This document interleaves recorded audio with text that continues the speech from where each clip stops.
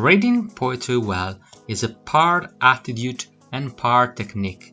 Curiosity is a useful attitude, but you need an effective technique that directs your curiosity into asking questions, drawing you into conversation with the poem and the poet. Text and context are essential. It's not the same reading a poem written in the 16th century than a poem written in the 18th century, and it's not the same reading Shakespeare than Dickens. A poem is not a cookbook. You need to learn how to embrace nuance and ambiguity, and these two parts can be your greatest ally when reading poetry. You need to ask yourself a question. For example, what does the title suggest? Who is the speaker? What is the situation presented? What is the tone? What form, if any, does the poem take? Does the poem use imagery to achieve a particular effect? What kind of figurative language does the poem use? Okay, now let's try to, for example, analyze Wild Nights written by Emily Dickinson. First of all, we have to read it aloud. Okay, let's start with the question. What does the title suggest? Wild Night.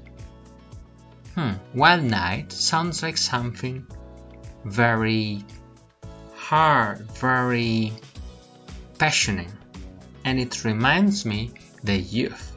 Young people are wild, and the night is their reign. Then, who is the speaker? Well, the speaker in this case is the same poet.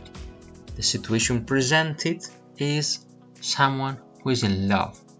The form is free verse, and is a type of poetry that does not contain patterns or meter. The poem uses imagery used to make the reader perceive things involving the five senses.